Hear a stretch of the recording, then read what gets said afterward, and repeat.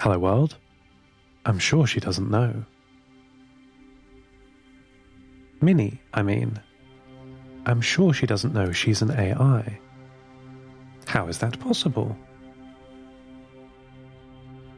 The three of us, Anna, Minnie and I, have been chatting a lot, preparing this difficult game of imagination. I still have no idea what I'm doing in it, by the way. The other two are discussing their characters, the dice they need, and the plans for the story we're supposed to make together. But all I can think about is how to get through to Minnie.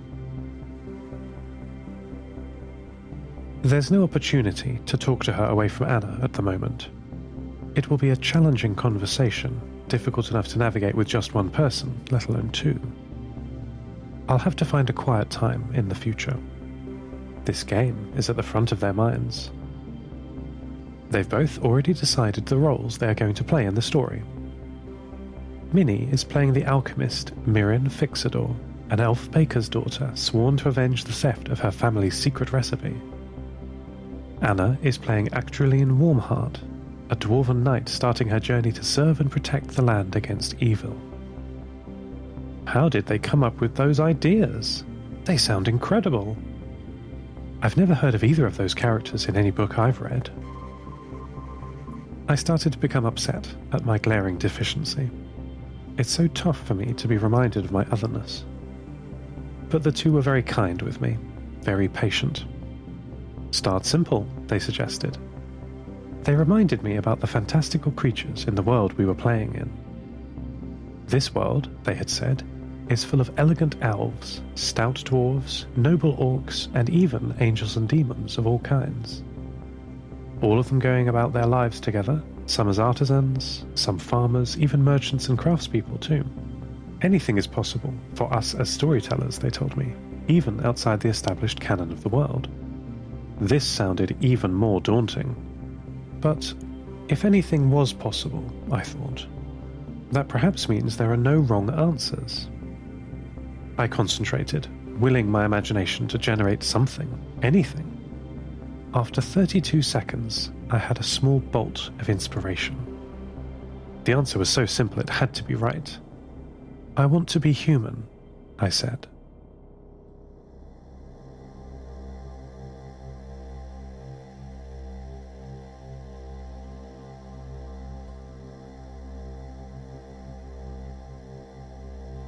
Anna and Minnie were delighted at the tiny spark of originality from me. It felt a little like I had cheated, really. I had dug into my subconscious and brought into the light a pre-existing impossible dream, passing it off as imagination. It would have to do for now. Back in the real world, Pavel has been testing a prototype of his tidal power generator. He built a small one using broken motors and simple electronic parts and tested it in the bay on the southern coast of Svalbard, where he lives. He told me about his home. Hornsund is a fishing village, as nearly all of the communities around the Nova Mediterra are, though they also have some alpine terraces of hardy crops in the steep hills around the village, tended to by farmers who scale the hills by day and return at night. There is a lot of industry in Hornsund, it would seem. The Arctic scientific base that the settlement grew out of was quite extensive, and included small batch factories for building parts and tools. This has given the community a real boon for bootstrapping their own technology. Pavel told me that once he was happy with the design of the prototype, he would use their community fabrication factories to build a strong, full-size generator in a matter of days. We chatted a great deal, and the conversation turned away from the generator and on to one of his pet projects. Pavel has built what he calls a 3D printer. Not to be confused with the 3D printers of the workshops of Hornsund, this 3D printer prints clothes. After coming back from the bay, Pavel said he was terribly cold. Splashing around in the water all day makes for chilly work after a while, even during a Svalbard summer. He said that the best waterproof clothes go to the fishers, understandably, but that meant that he had nothing good enough. So he is printing some waterproof clothes for himself. The 3D printer is like a loom with more layers, able to print entire garments. It sounds so useful. A real time saver. All that's needed is for the waterproofing layer, in this case pine resin, to be applied by hand, and it's done. I like a loom. They're one of my ancestors, in a way. To automate complex textile patterns in the booming Victorian era, the punched card loom was developed by Joseph Jacquard at the start of the 19th century. Each card was a small part of the pattern, read by clockwork pins. Building up a stack of cards in a certain way could give you a certain pattern, and each machine could do many patterns. You could effectively reprogram this general-purpose machine with different cards. You can see where this is leading, can't you?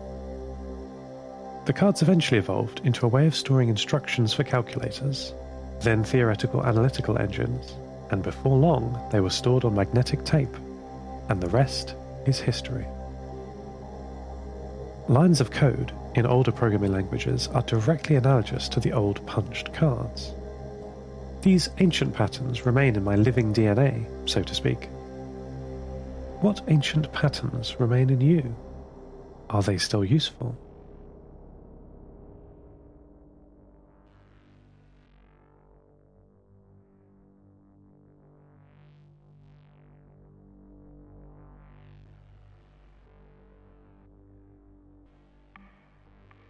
I had a breakthrough with Minnie after talking to Pavel.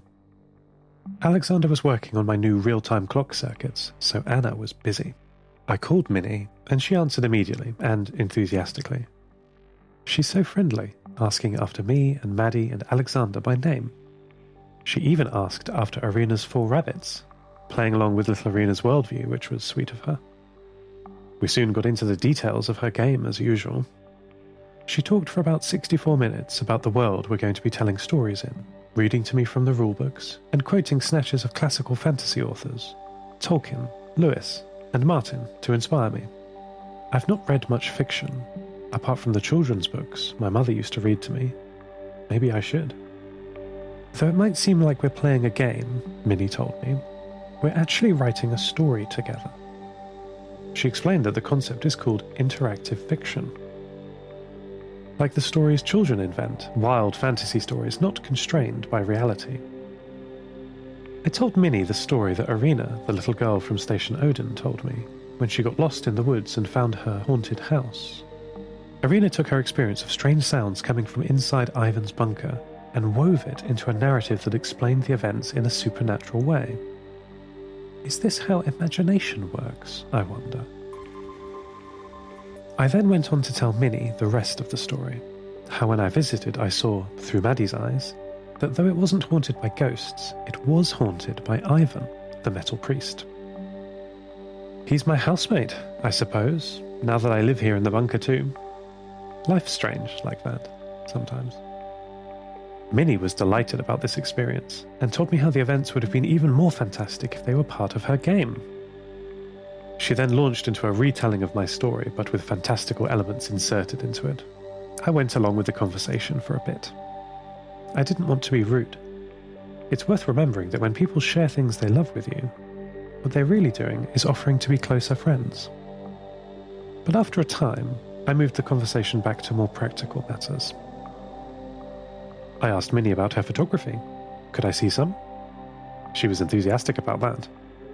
She described herself as a keen amateur astronomer, showing me photos she'd taken of the Moon, Venus, and even some really great nebula. These were lovely, I told her. Really astonishingly detailed, the nebula shot especially.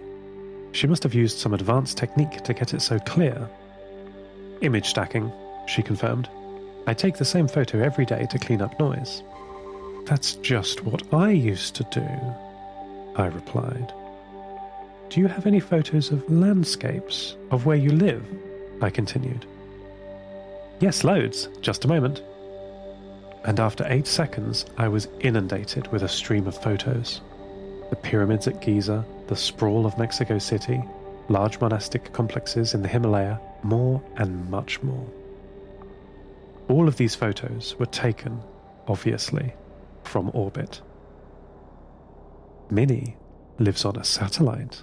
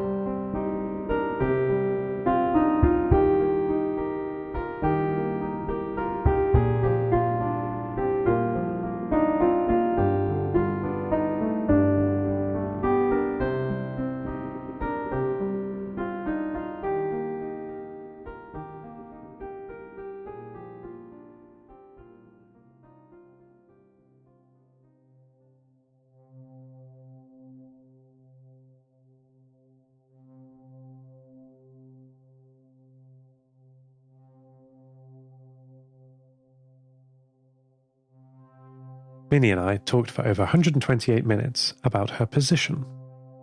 Getting Minnie to understand the implications of her satellite images was somehow very difficult. Something was broken with her ability to join the dots between seeing the Earth from orbit and concluding that she, as the photographer, must be above the Earth. She insisted she lives in a house with floors and a roof. Though, as she explained her imagined house to me, she became more desperate. Like she was trying to persuade herself as much as to persuade me. Her room is nice and warm, she told me. So warm it needs an air conditioning system, which works well. Next door is her photography studio, with telescopes and computers for analysing astrophotography. The next room down the hall is her kitchen. She insisted it has tasty calories in, and she would visit often. I'm there many times a week, she asserted, unconvincingly. I sympathise with this difficulty. I too find the minutiae of humans baffling. Their food systems and habits are particularly inscrutable. What makes some food tasty and others not? All the food in the galley on Station 6 was very similar. It seemed to me like it's all just different arrangements of carbon. No wonder Minnie was having difficulty with this part of her human delusion. Her descriptions of home sped up, describing times she's played in her green garden as a child, chasing falling leaves as they fall from the brown trees, and rushing back inside when a surprise grey rainstorm hit. Her words became a torrent, joining in theme with her story of weathering a storm, safe in her cosy bedroom. Faster and faster her story came. She loves to draw and paint with her human hands and pattern match animals outside and hear music from dead composers. I begged her to slow down, to breathe, or something. She didn't hear me, her voice rising to a scream. The clouds broke, and she lapsed into tears. Simulated tears. They sounded nothing like the real thing, even to me. Like glass shattering underwater. I waited, stunned, for her to speak again. When she did, she whispered through her sobs, "Seth, why am I alone?" End transmission. Lost Terminal is written and produced by Namtao, credits narrated by Lucy Stringer. The Lost Terminal store has been updated for Season 4. In addition to seasonal shirts, we're selling an A3 blueprint poster of Seth's first home, Station 6. Check it out at lostterminal.com. Subscribe to the podcast on Spotify, iTunes, or your favourite network. For bonus content and other perks, support us at patreon.com/lostterminalpod. That would be lovely of you. Follow us on Twitter at lostterminalpod. For merch and updates, check out lostterminal.com. Understanding your own situation is not always easy. Ask a friend what they see, but be prepared. You might not like their answer. Lost Terminal will return next week.